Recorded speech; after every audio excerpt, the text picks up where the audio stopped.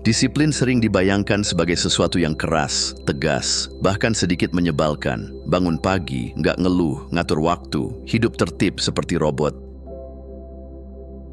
Tapi ternyata, musuh terbesar disiplin bukan datang dari luar. Bukan godaan scroll medsos atau ajakan nongkrong tengah malam. Musuhnya justru sembunyi di dalam diri kamu sendiri, halus, licik, dan sering menyamar jadi sesuatu yang kelihatannya bijak. Nah, di video ini kita bakal bongkar 4 musuh tak terlihat yang selama ini diam-diam bikin kamu jalan di tempat, padahal kamu merasa sudah berusaha keras. Siap? Yuk, kita mulai dari yang paling sering kamu anggap teman, yaitu keraguan.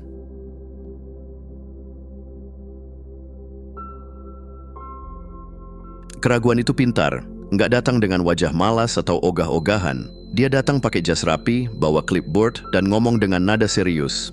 Mungkin belum waktunya, kita harus riset dulu. Lebih bijak kalau kita tunggu sedikit lagi. Terdengar masuk akal kan? Tapi diam-diam kamu jadi nggak ngapa-ngapain. Bukan karena malas, tapi karena terlalu banyak berpikir. Bayangin seorang pemimpin perang yang nggak pernah berperang. Setiap kali pasukannya siap, dia bilang, "Tunggu, kita belum cukup siap. Musuh mungkin punya taktik rahasia. Cek ulang logistik." Akhirnya, semua perang cuma terjadi di kepalanya, dan di dunia nyata, dia nggak pernah benar-benar melangkah. Keraguan bukan musuh yang frontal. Dia lebih kayak kabut, menyelimuti, bikin bingung, dan sebelum kamu sadar, kamu udah diam di tempat selama berbulan-bulan. Nah, senjata rahasianya cuma satu, yaitu 3 napas komitmen. Napas pertama, sadari keraguan itu hadir. Jangan langsung percaya sama semua pikiran yang terasa bijak. Napas kedua, kenali itu sebagai keraguan, bukan kebijaksanaan. Napas ketiga, ambil tindakan kecil sebelum pikiran kamu buka rapat lagi dan berdebat sendiri. Kadang langkah kecil itu jauh lebih bijak daripada 1000 analisa, karena yang bikin kamu maju bukan logika sempurna, tapi keberanian buat mulai, meskipun tangan masih sedikit gemetar.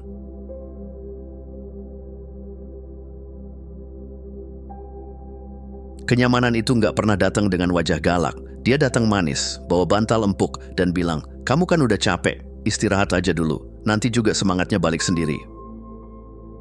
Awalnya sih enak, tapi lama-lama, kamu jadi lupa cara bergerak, lupa gimana rasanya menantang diri. Ketajamanmu tumpul pelan-pelan, dan yang lebih bahaya, kamu bahkan nggak sadar. Ada cerita tentang si pedagang kaya yang hidup di istana emas. Dulu dia tangguh, kerja keras, lincah, tapi sejak tinggal di istana, semua serba mudah. Mau apa tinggal tunjuk. Lama-lama dia nggak kuat jalan jauh, nggak bisa berpikir jernih tanpa teh hangat di tangan. Kenyamanan bikin dia lemah, bukan karena kemalasan, tapi karena semua tantangan dihapus dari hidupnya. Lawan dari kenyamanan bukan kerja rodi, tapi sengaja menciptakan tantangan kecil dalam hidupmu. Ini yang disebut strategi mengatur ulang lingkungan.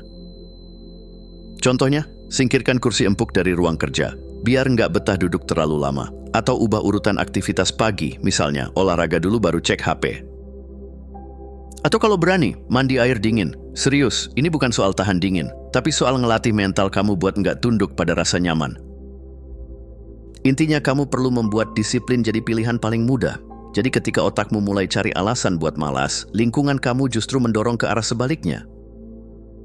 Karena kenyamanan itu nggak jahat, tapi kalau kamu terlalu lama tinggal di sana, kamu bakal lupa cara bertarung.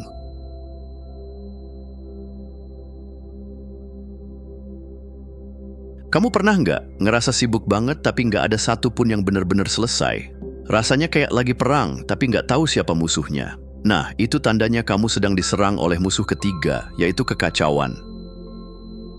Tapi tunggu dulu, kekacauan ini bukan berantakan yang kelihatan. Ini kekacauan versi elegan, penuh to-do list, penuh ide cemerlang, penuh proyek mulia. Tapi semuanya datang bersamaan, bikin kepala kamu kayak browser dengan 20 tab terbuka. Dan akhirnya, nggak ada satupun yang benar-benar dapat perhatian penuh.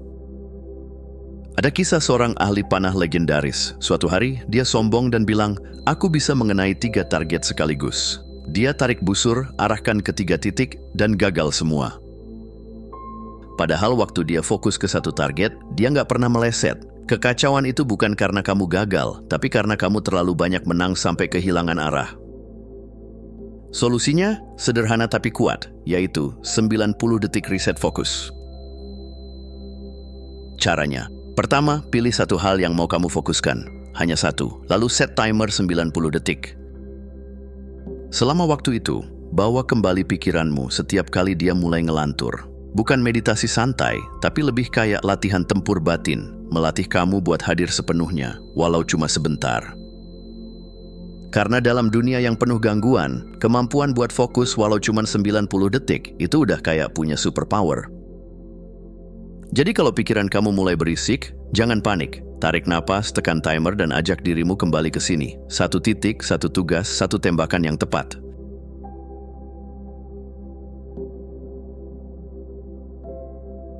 Nah, ini musuh yang paling licik, karena dia cuma muncul kalau kamu udah menang. Saat kamu udah konsisten bangun pagi, olahraga tiap hari, kerja fokus, nggak makan junk food, tiba-tiba, tanpa sadar, kamu mulai ngerasa lebih hebat dari orang lain. Disiplin yang awalnya kamu bangun sebagai alat bantu, berubah jadi mahkota, dan disitulah kesombongan mulai bertumbuh diam-diam. Bayangin seorang biksu, dulu dia dikenal sebagai gunung ketenangan, stabil, rendah hati, fokus, tapi makin lama, makin banyak murid memujanya, makin banyak yang bilang dia inspiratif. Lama-lama, dia mulai percaya. Dia nggak sadar, dia bukan lagi gunung ketenangan, tapi udah jadi gunung kesombongan. Bukan karena dia malas, tapi karena dia terjebak dalam citra disiplinnya sendiri.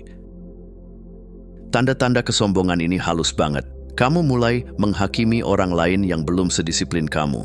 Kamu takut kehilangan rutinitas, seolah kalau nggak bangun jam 5, dunia bakal runtuh. Dan yang paling bahaya, kamu lupa tujuan awal. Kenapa dulu kamu mulai? Bukan buat terlihat hebat, tapi buat hidup lebih baik. Penangkalnya cuma satu, yaitu pikiran pemula. Setiap pagi, coba lupakan semua gelar tak resmi yang kamu berikan ke dirimu sendiri. Produktif, disiplin, pejuang waktu.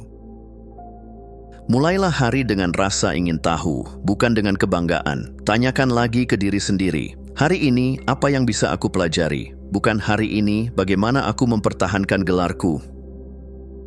Karena disiplin sejati bukan soal mempertahankan reputasi, tapi soal tetap tumbuh. Dan kamu gak akan tumbuh kalau kamu ngerasa udah sampai di puncak. Terima kasih sudah menonton. Jangan lupa untuk klik tombol like, subscribe, dan tinggalkan jejak di kolom komentar. Kami sangat menghargai setiap dukungan dari kalian.